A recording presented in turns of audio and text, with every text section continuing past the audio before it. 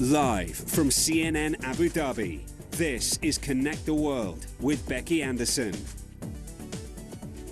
Well, welcome to the second hour of the show from our Middle East programming headquarters here in Abu Dhabi. I'm Becky Anderson. The time is just after 6 in the evening. The ceasefire in Gaza is now in effect and forces are pulling back but will still be present in the enclave.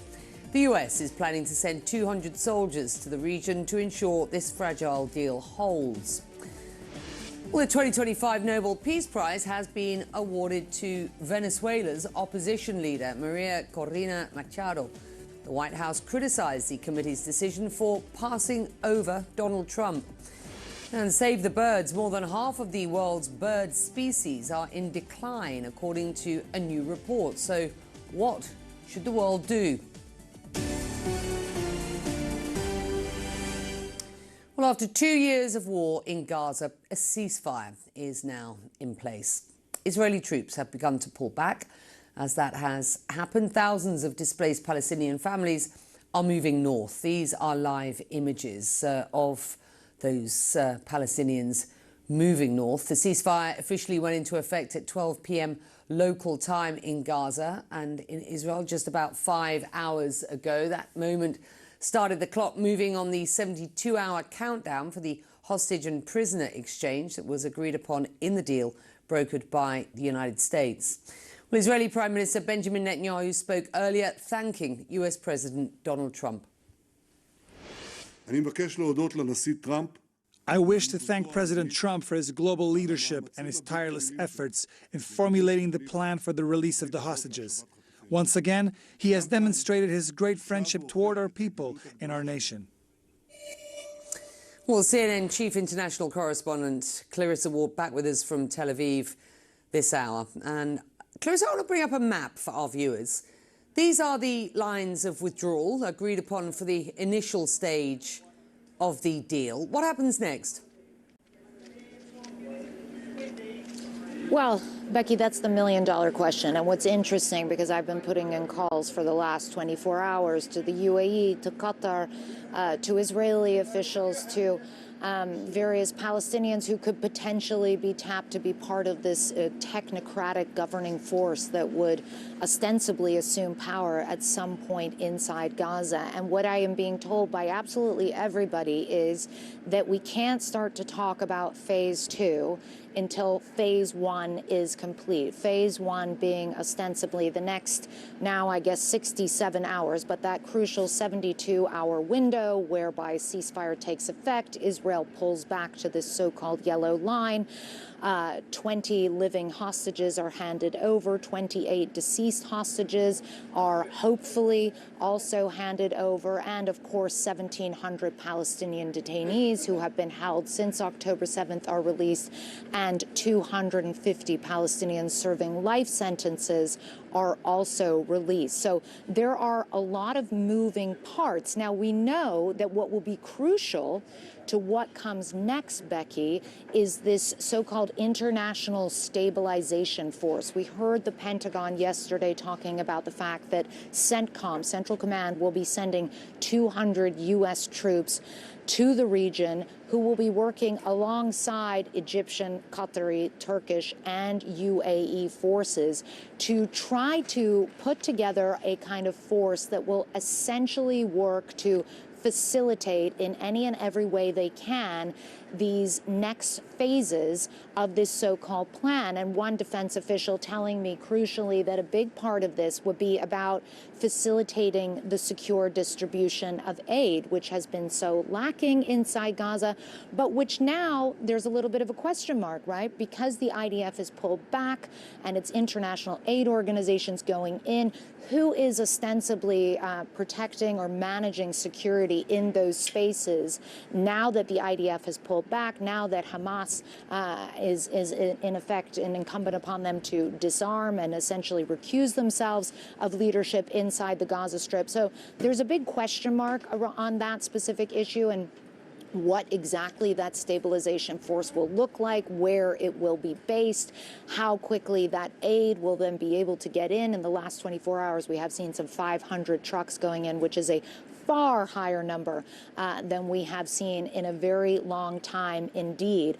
But suffice it to say, there are still a lot of balls in the air. The momentum is there. The goodwill is there. But as this defense official told me, we're basically building the plane at the same time as we are flying it, Becky.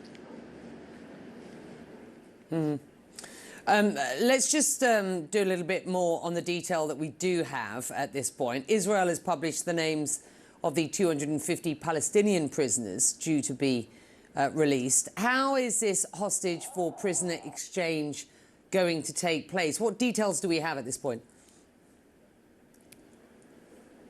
So we know that for Israel's part, there are 3 hospitals in particular that have been gearing up for this moment for quite some time. They've been involved in the 2 other ceasefires when hostages were released, and so they have developed some expertise around this. They are waiting and prepping to ensure that everything that can possibly be done to give the hostages as warm and as secure a welcome as possible will be done. It's important to underscore of those 20 hostages who are still alive, who are expected to return, 2 of them are in bad health. We know of the 250 Palestinian prisoners serving life sentences. The most well-known person who it was anticipated might be on the list, Marwan Barghouti, is not on that list. There are, however, a number of other senior Hamas operatives who are on the list. We're told that roughly 100 of them will be returning to the West Bank. Others will be deported to third countries. And we're still waiting, Becky, to get more clarity on the exact choreography of how the release from the prisons, the release of the detainees, the return to Gaza, the release of the hostages, and crucially, the searching for the deceased hostages, the 28 hostages who have been killed over the last 2 years. Prime Minister Benjamin Netanyahu today signaling for the first time that it may take a bit more time than that 72 hours to locate them and get them out properly, Becky. It's good to have you, Clarissa. Thank you. Clarissa Ward is in Tel Aviv in Israel.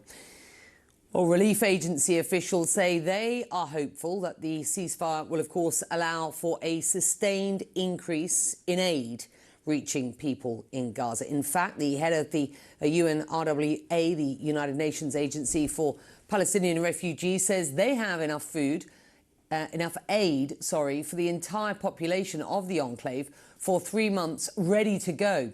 The UN says it plans to dramatically scale up the food and services reaching Gaza over the next 2 months. The questions, though, do remain about where, when, how and what kind of assistance will be allowed in. Let's discuss this now with James Elder. He's the spokesperson for UNICEF, the United Nations Children's Fund. And before we talk about scaling up and surging this humanitarian effort, I just want to get from you, because you and I have been talking regularly since you've been in Gaza and over the last 2 years. Just give me your reaction, if you will, to the ceasefire agreement. How hopeful are you that this is going to hold?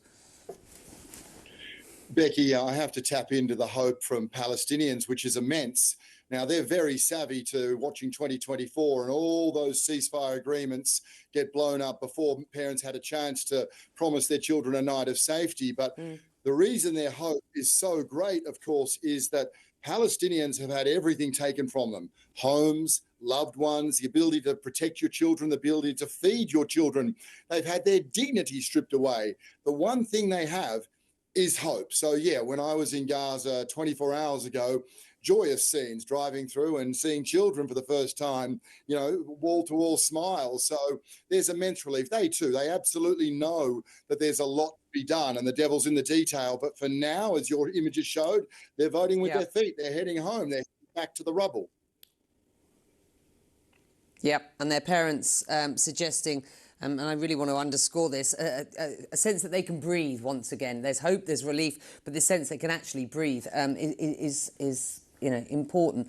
The biggest needs in Gaza right now are those that we should talk about, particularly for kids. Just explain what you understand to be the most important issues now.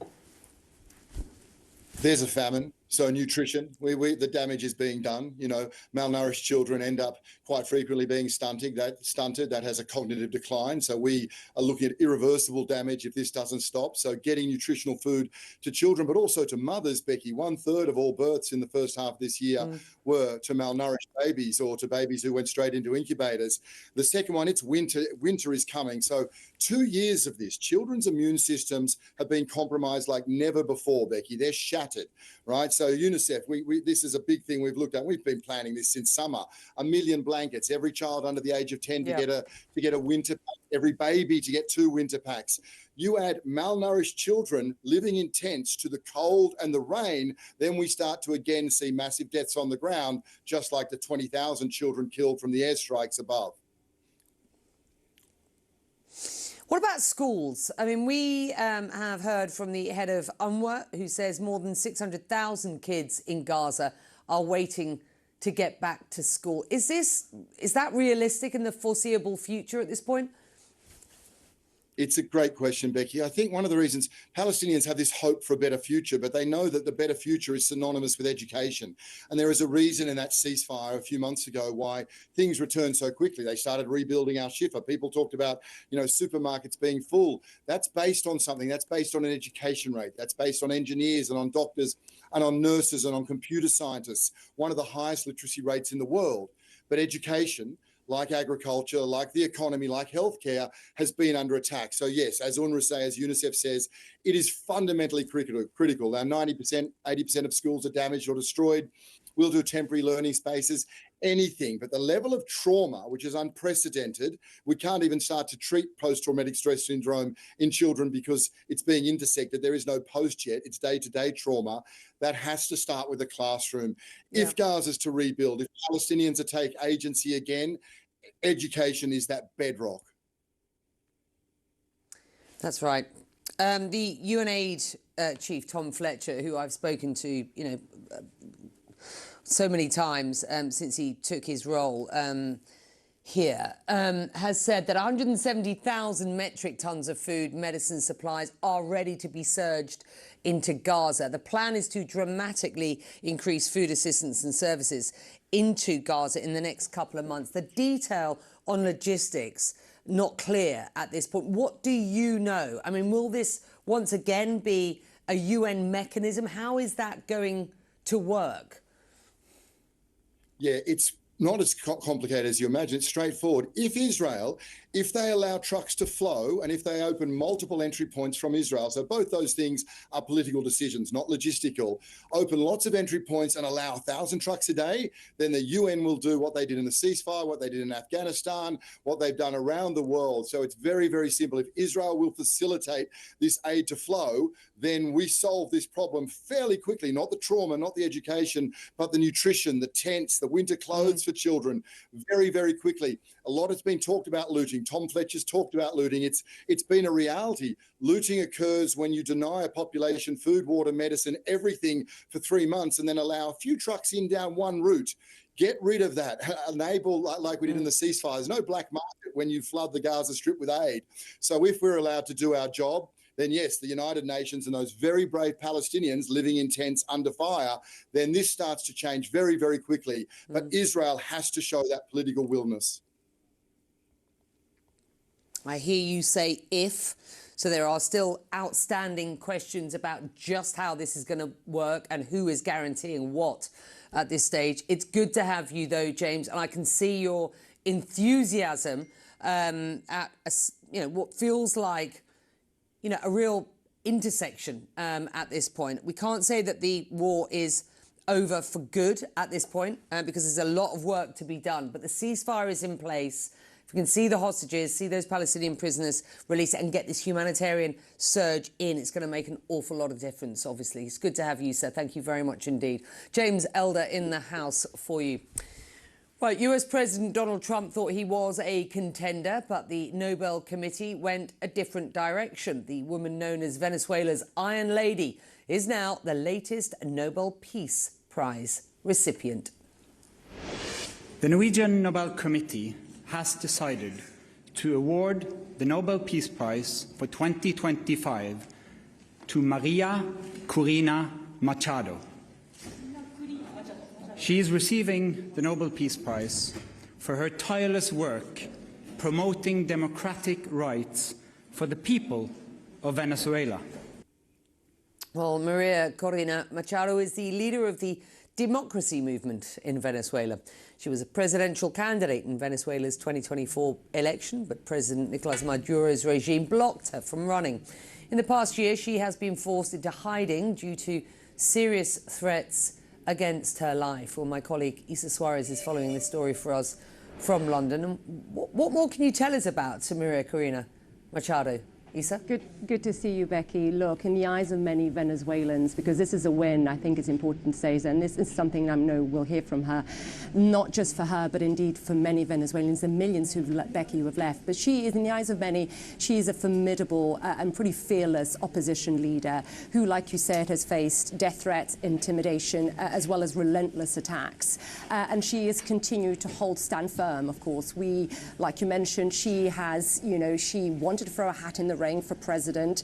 The courts, Maduro's courts, denied her that. She found a way around it, working with Edmundo Gonzalez, who is in exile in Spain. And together they took to the streets of Venezuela, not just of Caracas, by the way, across the country. And they poured millions of people really standing there. And often she would stand on top of the cars wherever she could with a rosary in hand. And she really led this movement. So you can imagine what this moment means for her as she continues to be in exile in Venezuela under the pressure of Nicolas Maduro. Many of her colleagues have been arrested, Becky. I want to play a little clip of this moment when the Nobel Committee called her and told her she had won. Have a listen. Congratulations to you, Maria. Oh my God. Oh my God. Well, I have no words. And she did, and it was amazing hearing that. She said she had no words, but then she said, I hope you understand, and I think this is really important, I hope you understand that this is a movement, Becky. This is an achievement of a whole society. I certainly do not deserve it. She has tweeted in the last, 20, 30 minutes or so. Let me tell you what she says. This recognition of the struggle of all Venezuelans is a boost to conclude our task, to conquer freedom. We are on the threshold of victory, and today, more than ever, we count on President Trump, the people of the United States, the peoples of Latin America, and the democratic nations of the world as our principal allies to achieve freedom and democracy. I dedicate this prize to the suffering people of Venezuela and to President Trump for his decisive support for our cause. And that last line, Becky, says a lot, really. The fact that dedicating not just the people of Venezuela, but also to President Trump, who clearly was hoping that he would get it. He clearly didn't. But we have seen a campaign in the last several months from his administration to go after the Cartel de los Soles. Secretary Rubio saying Cartel de los Soles is led by President Nicolas Maduro. And this has many questioning whether this is about democracy or whether this is about regime change, Becky. Appealing to Donald Trump personally. Let's see how that lands after he had, of course, lobbied so hard for the prize himself. Good to have you, Isa. Thank you so much. We're going to take a very short break. Back after this.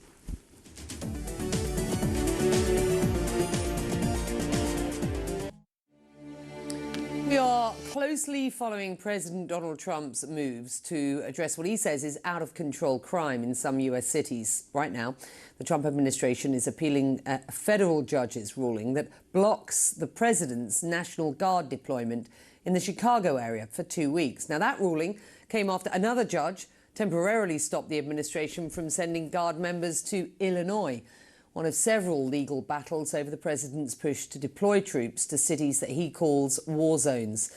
Have a listen as Illinois' lieutenant governor reacts to all of the legal maneuvers. The Donald Trump administration, first of all, brought the matches, they set it on fire, and then they now want to send the National Guard, and that's just pouring gasoline on this fire. The judge said that's not something that should happen, and I'm grateful for the ruling that came out. It's only temporary, but please know we will continue to stand up and we will continue to fight.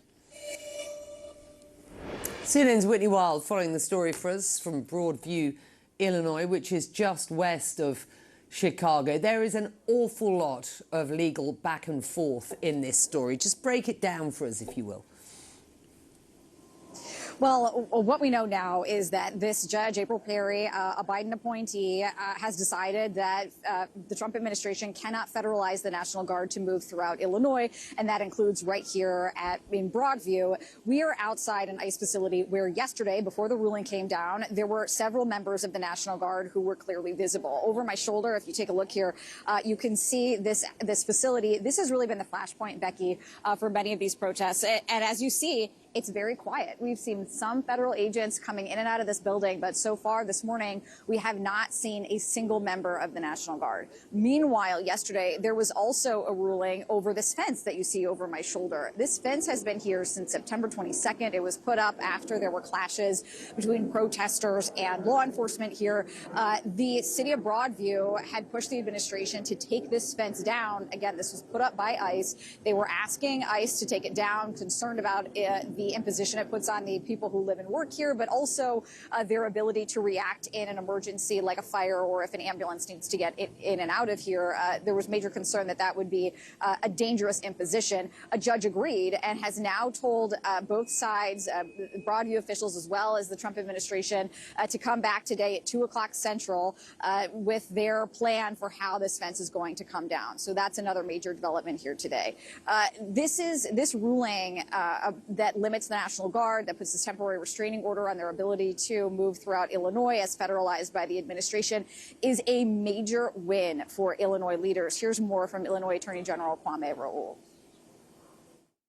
I'd like to thank the heroes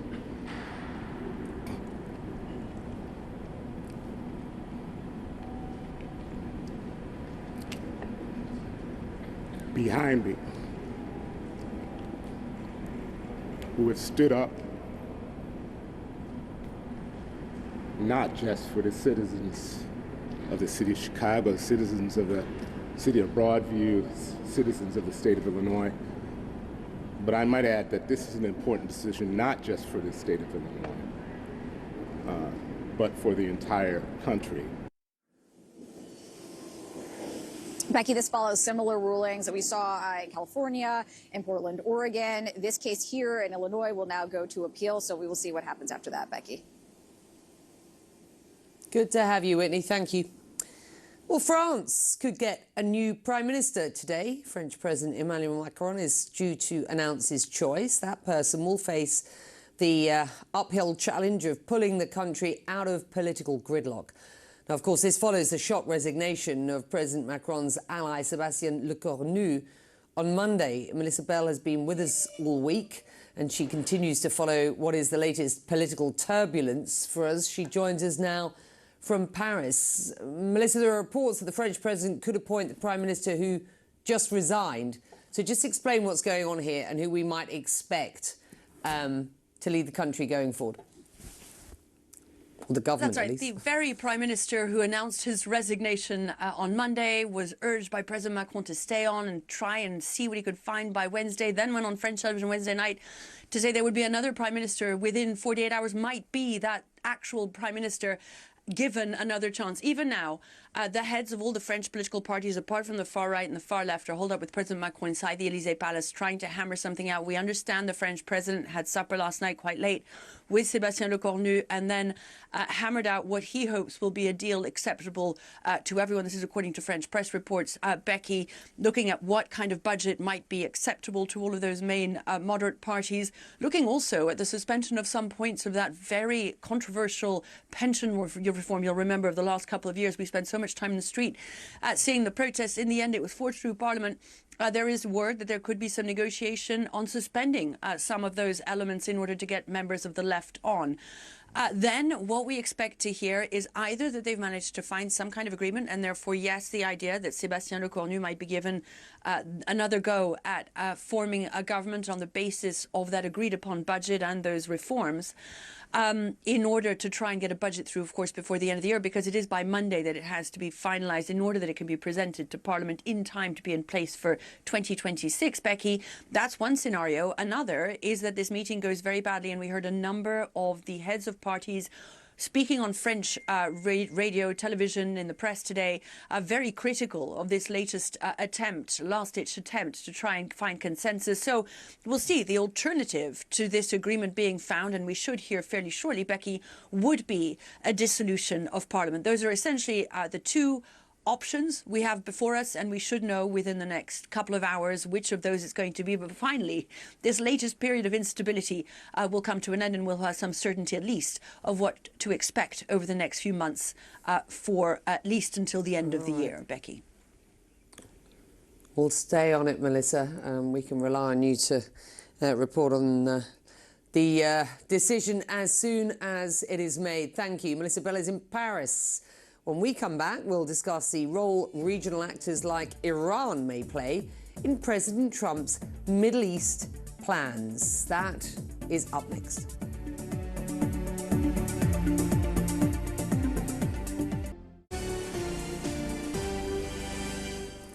Welcome back. I'm Becky Anderson. You're watching Connect the World. The headlines for you this hour. And the Israeli military says a ceasefire is now in effect, and its troops in Gaza are beginning to pull back behind the lines agreed upon in the US brokered deal. We're also hearing from the head of Gaza's largest hospital that the bodies of at least 33 Palestinians have been recovered in Gaza City as the IDF begins to withdraw. Well, the Nobel Peace Prize has been awarded to Venezuelan opposition leader Maria Corina Machado.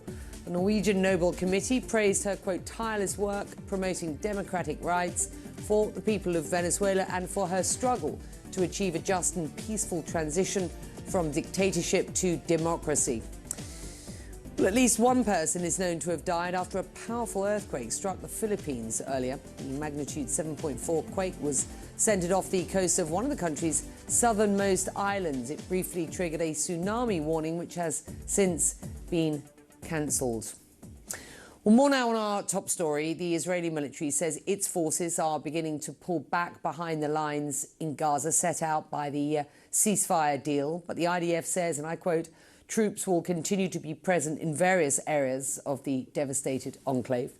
Strikes continued overnight with a series of airstrikes on Khan Yunis in southern Gaza. Despite that, though, some displaced Palestinians say that the ceasefire really has given them a sense of hope.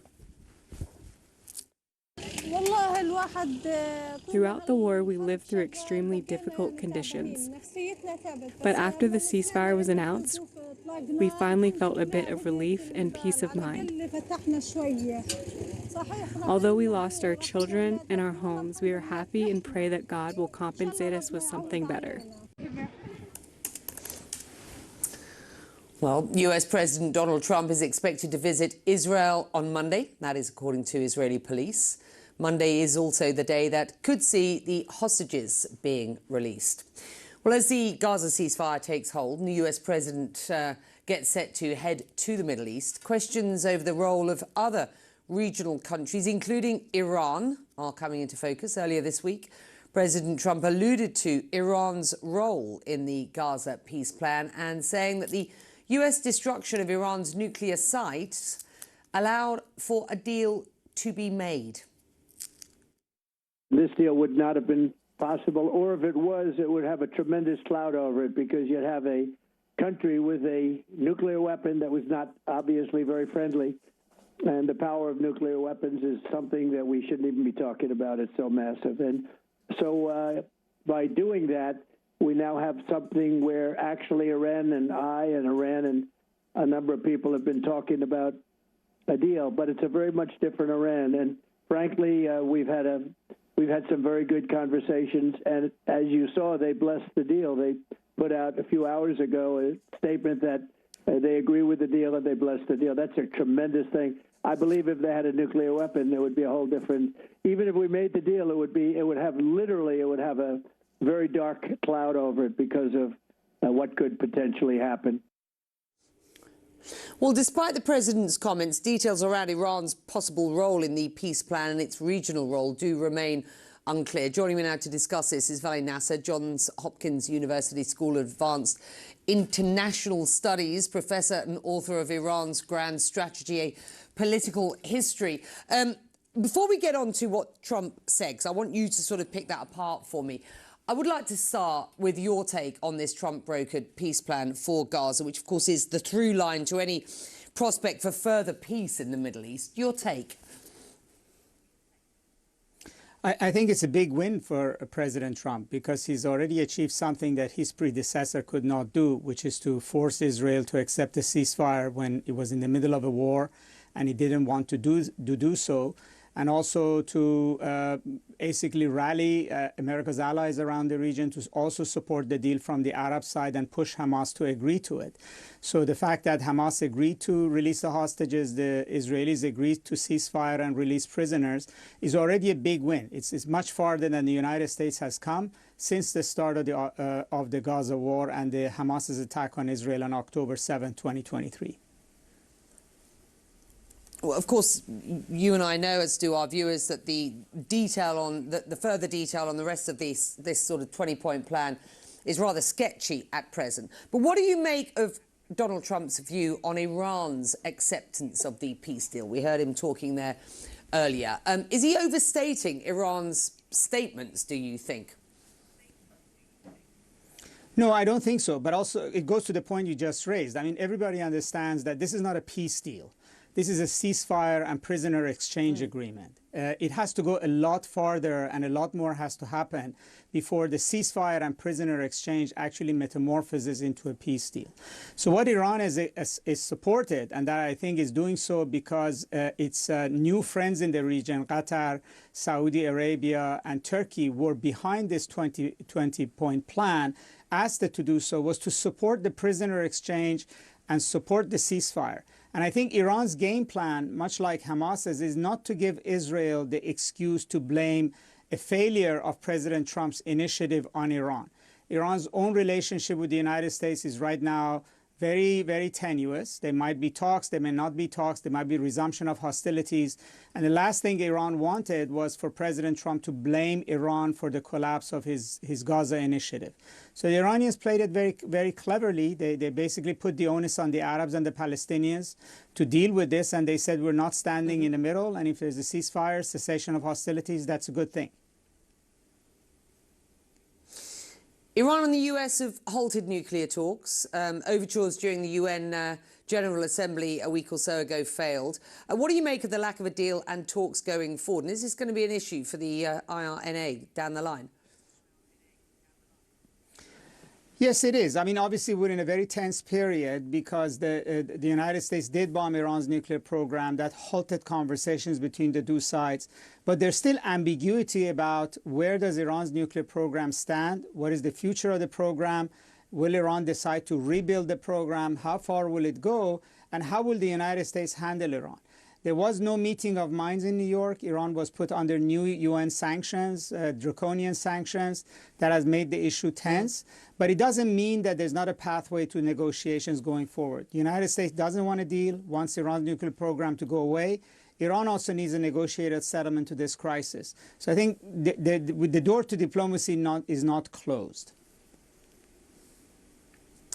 Amwaj, which is an Iran-watching site based out of London, has new reporting that Moscow has, quote, conveyed an alleged Israeli desire to avoid renewed rounds of hostilities. With Iran, do you expect this position to hold? I mean, how concerned are you that there is, you know, a clear potential at this point, and a lot of people talking about it? There is a risk that there could be further hostilities. Should we be concerned? I think the risk has been, yes, I think so. I think the risk has been quite serious for the past 2 months, largely because Israel's attack on Iran did not really settle anything. It did weaken Iran, but Iran also attacked Israel with its missiles. Iran's nuclear program was downgraded, but did not end. The regime in Tehran did not fall. So the expectation was that the very tenuous ceasefire President Trump helped negotiate after he bombed Iran could break down fairly easily. And I think if this news is actually true, it means that Israel is signaling to Iran, let's back away from the edge right now. Israel has its hands full with this Gaza plan, with the aftershock of its attack on Qatar. And I don't think it's in a mood to start a new phase of the war with Iran. and it's basically signaling that to Iran if this is actually true. I think the Iranians would welcome it, but this is not the end of hostilities between Iran and Israel. It just means that the second round may not happen imminently. I'm going to say goodbye. Vali, it's always good to have you. Good to see you in Paris. Thank you very much indeed for joining us. We are entering a period of unknown. This was Vali Nasser just a week or so ago. The Middle East has fundamentally changed since October the 7th, and the power balances have shifted now with this ceasefire. And we have been talking about whether we really have any clarity on how the next 6 months to a year can go. And there is no clarity at this point. But stick with us, because we will provide you insight and analysis going forward. Your food, your drinking water, and in many cases, your paycheck may depend on the natural world. That's why we should all care about the seas and the birds and the trees. They are struggling. Up next, I speak to a biologist who will explain just what is at stake for all of us in what is the biodiversity battle.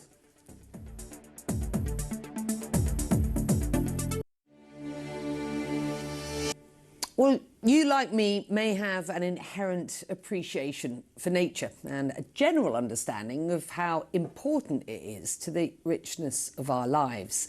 But it isn't just about enjoying our natural environment. Nature is everyone's business. That was the theme at the International Union for Conservation of Nature Congress in Abu Dhabi that I participated in this week. And it opened my eyes to some huge statistics. According to the IUCN, over half of the world's GDP is moderately or highly dependent on nature. When you consider International Monetary Fund estimates, that means that almost $57 trillion of the world's economy this year will depend to some extent on the natural world around us. Just think of the bees that pollinate the crops we eat, and the forests that regulate the rainfall that provides us with the fresh water that we drink. So I think that proves why we should care about and act on alarming warnings that the IUCN is giving in a new report out today. More than half the world's bird species are in decline, and global warming is pushing Arctic seals closer to extinction. And those are just two worrying examples. John Paul Rodriguez is with me here. He's the chair of the IUCN's Species Survival Commission. I was fascinated to spend time with you and your colleagues this week. I mean, it's really opened my eyes. Let's start with your newest report and the alarming details on species in decline. It also revealed that 100 additional wild bee species have been classified as threatened. And it goes on. Walk us through how we got here. Sure. Well, thank you so much for the invitation. You know, I'm one of the few people who look at the Red List updates in a positive light, or I try to look at them in a positive light. What I feel is that we cannot conserve what we don't know, and that Red List is the best source of information that exists on the world, not only about threatened species, but about all species, because it really is not a list. It is not about threatened species. It's a database with all the knowledge that we have, the distribution, the abundance, the threats, the solutions for conservation. So once the Red List gives us what the status is and what the threats are, then we can start thinking on what to do about it. And that's exactly the sweet spot, isn't it? Because, you know, we've got to be positive about things, and you've got to start thinking about what the solutions are and what these nature-based solutions are for the world. So what is next for species conservation? Well, I think what's next is to recognize that nature is very powerful, and she can recover if we give her a chance. You look at examples like fishery exclusion zones in the Caribbean and other parts of the world. Once you set aside a bit of the ocean, fish increase in numbers to the point that they produce more fish to be caught outside of a reserve than used to be fished before. Where you have a forest and you let it recover through natural means, maybe through a little bit of an effort with improvement with local species or threatened species, it also comes back. So for me, the reason that I'm here and how I keep my spirit up is to recognize that nature really can respond with our help. So industries that cause an awful lot of biodiversity loss represent more than 7 trillion, as I understand it, in economic value. And that makes this issue so much harder to address. What economic solutions are you suggesting? Yeah, well, nature, I mean, like you just said, the figure of the industries that are affected negatively by biodiversity is much larger than the figure of what we spend conserving biodiversity. The number of people involved in both industries is also very dissimilar. So what I really think that we have to work on is on tipping the balance a little bit towards conservation, increasing the support to people, focusing on local solutions. We know how to do conservation. We've done it before. We've rescued many species from the brink of extinction with resources, with knowledge, and with kind of a premeditated plan. And we need to do more of that. The IUCN says that climate change, climate crisis, is now threatening 43% of the natural world heritage sites. I mean, our viewers will wonder how this is happening and what's being done to protect these sites. And just describe for us what these sites are, if you will. Yeah, World Heritage sites are sites that are especially unique, either naturally or culturally. And these are places that, of course, have been around for a long time and are very susceptible to... Give me some examples. Well, I'm from Venezuela. I live in the Canaima National Park is a World Heritage Site, and also in our country, the city of Coro is a cultural heritage site. And like those, there are many around the world where they protect both, historical transformations of a landscape by people, but also landscape not transformed by people. The climate change and biodiversity are very closely connected. I mean, biodiversity can be a solution to climate change. If we invest in regeneration of forests and other forms of recovery, mangroves, then some of the carbon that is in the atmosphere can be controlled. If we don't protect biodiversity and we allow it to be destroyed and forests to be felled and to be burnt, then climate gets worse. Why have we talked so much more about climate crisis and not enough about biodiversity in the past? If I knew the answer to that, I've been really thinking about that a lot. I think that we feel that climate is something closer to our daily activities. Climate affects our survival in a more explicit way. Energy is something that we use for everything that we do. And I think it's closer to our existence of our natural life. I think biodiversity is often seen as something that is abstract and we're disconnected from, especially people in cities. So here's where I see an opportunity, because this is what US President Donald Trump said about climate change during his UN speech last month. It's the greatest con job ever perpetrated on the world, in my opinion. Climate change, no matter what happens, you're involved in that. No more global warming, no more global cooling. All of these predictions made by the United Nations and many others, often for bad reasons, were wrong. Look, I said I thought there was an opportunity in this. I mean, that's not to suggest I'm not concerned about his comments, and many of our viewers will be concerned about his views and how they will further impact the fight for climate change. But my point was, there's less discussion, it seems to me, about biodiversity. There is a lot of discussion about climate crisis. There are naysayers out there who say this is just a moral crusade from activists, and I just wonder whether in this raises the opportunity to have a better discussion about nature and biodiversity, which is all around us and everybody gets. Yeah, absolutely. The science-based sort of stuff is there on climate change. It's just not everybody is prepared to accept it. But you don't need a scientist to tell you how important biodiversity and nature is. Yeah, I think in IUCN we really are moving towards not speaking of both as separate themes. We speak of them as a unique theme, and our president, Razan Mubarak, always has represented us in both spaces, in the biodiversity and the climate. And I think that's the key. The key is to recognize that they're both sides of the same coin, and unless we look after biodiversity, we won't be able to look after climate. And it was at COP28 here in Dubai it was the first time that I saw that those conversations coming together, and conversations about how do we provide sort of finance to tackle both climate and indeed biodiversity loss. It's good to have you. Thank you very much. No, my pleasure. For joining us, and thank you for your work that you do for all of us. No, thank you. Ahead on Connect the World. There could be second chances for previously banned YouTubers That new policy is just ahead.